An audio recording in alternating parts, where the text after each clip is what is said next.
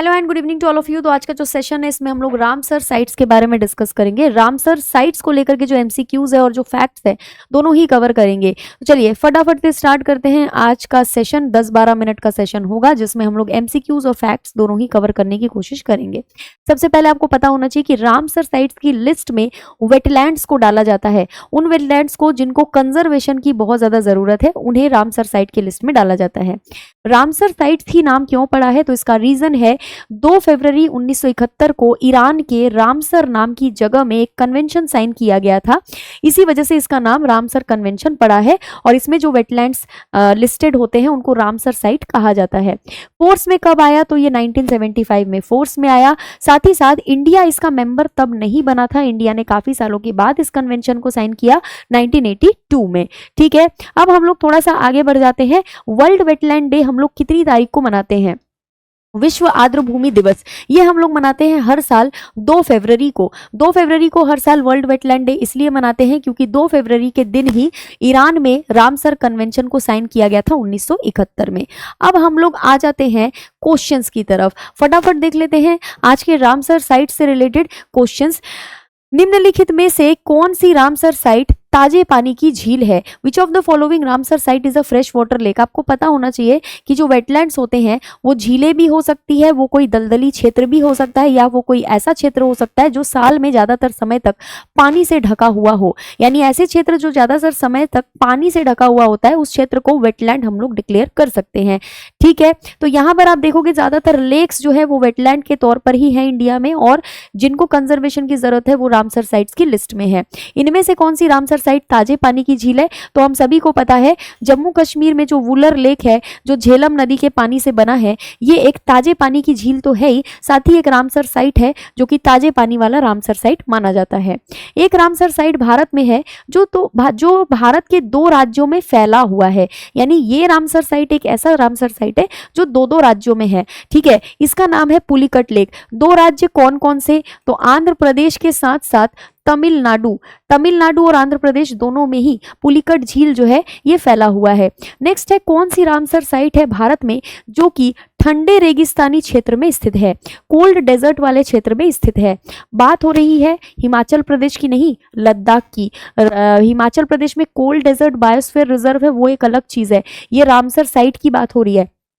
आप लद्दाख जाओगे तो वहां पर भी ठंडा रेगिस्तानी क्षेत्र है जहां पर एक क्या कहते हैं वेटलैंड है जिसका नाम है सोमोरिरी, और ये जो वेटलैंड है ये रामसर साइट है। ठीक है, तो ये ध्यान रखना, सोमोरिरी इसका आंसर हो जाएगा।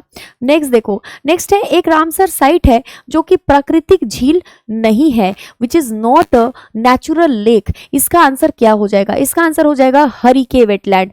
हरिके वेटलैंड जो है ये आपको पंजाब में मिलेगा और ये जो रामसर साइट है ये प्राकृतिक झील नहीं है। ठीक है, नेक्स्ट देखो, नेक्स्ट है एक रामसर साइट है जो अंतरराष्ट्रीय सीमा के सबसे करीब है।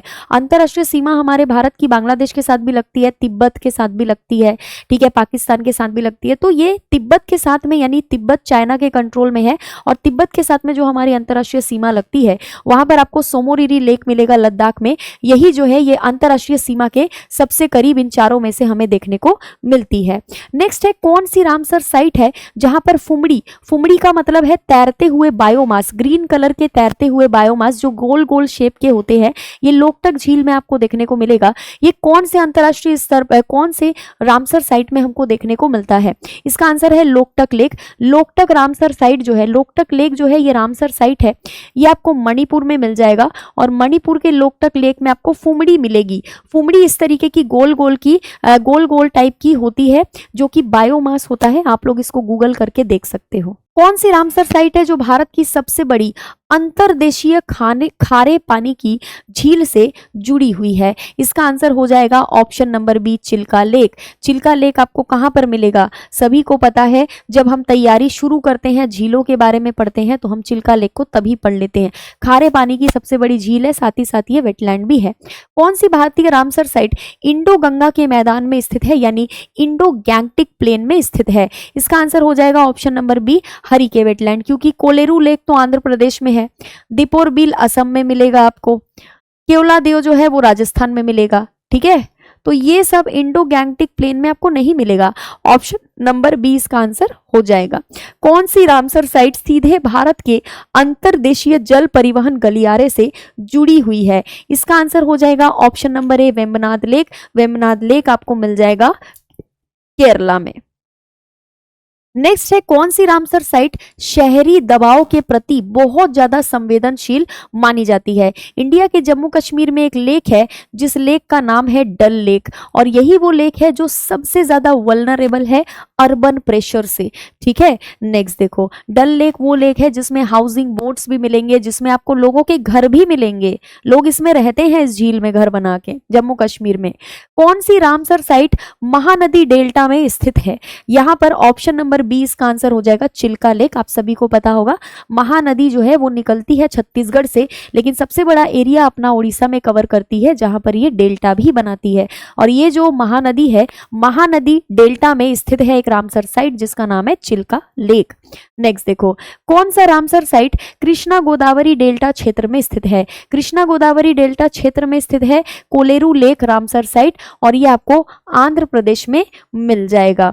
ठीक है, नेक्स्ट देखो, कौन सा रामसर स्थल मैंग्रोव प्रधान आर्द्र भूमि पारिस्थितिकी तंत्र का प्रतिनिधित्व करता है, यानी कि इसको रिप्रेजेंट करता है? इसका क्या आंसर होगा? सांबर लेक, भीतरकनिका, लोकटक लेक या फिर हरिके? इसका आंसर आप लोग मुझे कमेंट बॉक्स में बताएंगे। चलो उससे पहले मैं ही बता देती हूँ। आप लोग, मुझे पता है मैंग्रोव का नाम सुनते ही आप लोग सुंदरबन ढूंढ रहे होंगे, है ना? सुंदरबन ऑप्शन में है ही नहीं, इसका आंसर हो जाएगा भीतरकनिका मैंग्रोव्स। नेक्स्ट देखो, नेक्स्ट है कौन सा रामसर स्थल प्रवासी पक्षी, जो प्रवासी पक्षी वो पक्षी होते हैं जो बहुत दूर दूर से एक देश से दूसरी जगह, दूसरे देश से तीसरे देश घूमते रहते हैं, प्रवासी पक्षी। ठीक है, कौन सा रामसर स्थल प्रवासी पक्षियों के मध्य एशियाई फ्लाईवे से जुड़ा हुआ है, यानी सेंट्रल एशियन फ्लाईवे से जुड़ा हुआ है? केवलादियो नेशनल पार्क इसका आंसर हो जाएगा। नेक्स्ट है क्षेत्रफल यानी एरिया के हिसाब से भारत का सबसे बड़ा रामसर स्थल कौन सा है? इसका आंसर हो जाएगा Sundarban wetland. Sundarban wetland, Sundarban delta कह लो। सुंदरबन डेल्टा दुनिया का सबसे बड़ा डेल्टा है जो गंगा ब्रह्मपुत्र नदी की वजह से बना है। सुंदरबन वेटलैंड सबसे बड़ा वेटलैंड है एरिया वाइज। भारत में किस राज्य में सबसे ज्यादा रामसर स्थल है? ये आपके लिए होमवर्क है, ये आप लोग मुझे कमेंट बॉक्स में बताएंगे। राजस्थान, उड़ीसा, तमिलनाडु या फिर उत्तर प्रदेश। नेक्स्ट है कौन सा रामसर स्थल सीधे बाढ़ नियंत्रण और नदी विनियमन से जुड़ा हुआ है? इसका आंसर हो जाएगा Harike wetland, option number A. Next है कौन सा रामसर स्थल नदी बेसिन से बिल्कुल भी नहीं जुड़ा हुआ है? ये एक खारे पानी की झील है जो कि एक वेटलैंड है, और ये एक ऐसा वेटलैंड है जो रामसर स्थल है। सांभर लेक की बात हो रही है। सांभर लेक आपको कहां मिल जाएगा? राजस्थान में मिल जाएगा। नेक्स्ट है कौन सा रामसर स्थल पीठ भूमि प्रकार की आर्द्र भूमि है? ऑप्शन नंबर ए इसका आंसर हो जाएगा दीपोर बील। नेक्स्ट है कौन सा रामसर स्थल मीठे पानी और समुद्री संक्रमण से क्षेत्र के इंटरफेस का सबसे अच्छा प्रतिनिधित्व करता है, यानी कि रिप्रेजेंटेशन करता है? इसका आंसर हो जाएगा option number B Pulicat lake.